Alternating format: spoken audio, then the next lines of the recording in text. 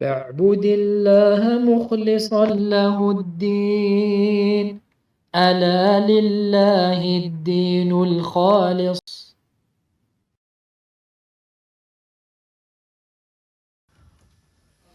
الحمد لله رب العالمين والعاقبة للمتقين ولا عدوان إلا على الظالمين وأشهد أن لا إله إلا الله ولي الصالحين وأشهد أن محمدا عبده ورسوله إمام المتقين صلى الله عليه وعلى آله وأصحابه أجمعين أما بعد. Mes chers frères, Allah tabarak wa ta'ala, craignez Allah subhanahu wa ta'ala et regardez vos œuvres, regardez vos actions et préparez-vous pour le grand départ de cette demeure, pour la demeure éternelle, pour la demeure stable. Et quelle sera votre destination? Est-ce que ce sera le paradis ou est-ce que ce sera au contraire l'enfer?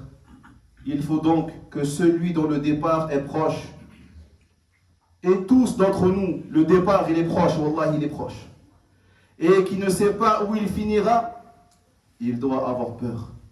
Il doit se préparer avec ce qu'il a de mieux, et il ne doit pas l'oublier et faire preuve de distraction. Il n'a pas le temps pour cela. Il n'a pas à se réjouir de quelque chose, de cette dunya, de l'argent, du matériel qui est voué à disparaître, tôt ou tard, et d'un monde qui est éphémère. Allah Jalla wa Ala, dans le sens, il dit, dis-leur, c'est de la grâce d'Allah et de sa bienfaisance qu'ils doivent se réjouir. C'est de la grâce d'Allah et de sa bienfaisance qu'ils doivent se réjouir. Ceci est bien meilleur que tout ce qu'ils amassent. Allah Jalla wa Ala nous a donné l'ordre de nous réjouir de deux choses, de sa grâce et de sa bienfaisance. Et ce sont, comme l'ont dit les ulama, le Coran ou l'Islam. Le Coran et l'Islam, car ce sont les plus grands bienfaits en faveur des musulmans. Il faut alors que les musulmans se réjouissent et savourent ces deux bienfaits, comme il se doit. Car sans aucun doute, ikhwati fillah, celui qui se réjouit de quelque chose, il va s'y attacher. Celui qui est content de quelque chose, il va s'y attacher, il va le préserver et il va avoir peur qu'elle disparaisse. Ainsi, les choses pour lesquelles il est légiféré que les musulmans se réjouissent, ce sont le Coran et l'Islam, la victoire de la vérité sur le faux. La victoire de la vérité sur le faux. Quant aux jouissances de la dunya et ses richesses immédiates, Allah Jalla wa Ala a blâmé. Il a blâmé le fait de s'en réjouir, car cela indique que la personne y est attachée. Et non, celui qui se réjouit d'une chose, ça veut dire qu'il y est attaché. Donc, ne te réjouis pas de la dunya, car cela voudra dire que tu y es attaché et en es préoccupé aux dépens de l'au-delà. Dans le sens, Allah il dit, ils se réjouissent de la vie d'ici-bas, ils se réjouissent de la vie d'ici-bas alors qu'elle n'est que jouissance éphémère en comparaison de l'au-delà. Ils ne savent pas que ce n'est qu'une jouissance temporaire. C'est temporaire et qui va disparaître amma qarib. Très bientôt, ikhwati fillah. Comme Allah tabarak wa ta'ala a évoqué au sujet du peuple de Qarun, le fait qu'il lui est déconseillé de se réjouir de cela. Ils lui ont dit, ne te réjouis pas. Ne te réjouis pas avec suffisance, car Allah n'aime pas les vaniteux. Il a dit également au sujet des incroyants, lorsqu'ils entreront en enfer et qu'ils se verront infliger la douleur de l'enfer, du feu de l'enfer, on leur dira, dans le sens, telle est votre rétribution, tel est votre châtiment, pour vous être réjouis sur terre sans aucun droit.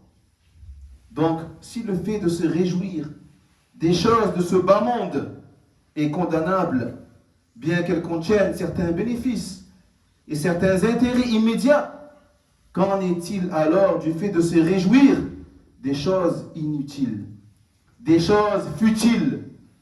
et encore pire, des choses interdites, wal'iyadu billah, qui ne comportent aucun intérêt ni bienfait et qui ne sont que de simples amusements, des divertissements, des distractions et des pertes de temps, comme le fait de se réjouir de la victoire d'une équipe sportive sur une autre. Des hommes et des femmes qui sortent dans les rues pour accueillir les joueurs, pour accueillir les sportifs, comme cela arrive fréquemment, provoquant un gaspillage d'argent, de temps, d'énergie. Et tout cela pour une seule chose, le fait qu'une équipe a battu une autre équipe. Une équipe a battu une autre équipe. Un sportif a battu un autre sportif. Et comment ont-ils gagné? En poussant un ballon dans une cage. Masha'Allah, quel est l'intérêt de cela? À quoi cela sert, ikhwati fillah? Est-ce que cela est bénéfique pour nous, pour le musulman, dans sa religion, dans sa vie ici-bas? Et ce cas s'est tellement banalisé et propagé dans le monde que c'est devenu un événement important, normal aux yeux des gens. Ce sont devenus des gens importants que les gens suivent. Alors qu'en vérité, ce n'est en aucun cas quelque chose d'important ou qui même mérite d'être mentionné dans les discussions. Les musulmans n'ont pas le temps. On n'a pas le temps pour l'amusement, la distraction et les imbécilités.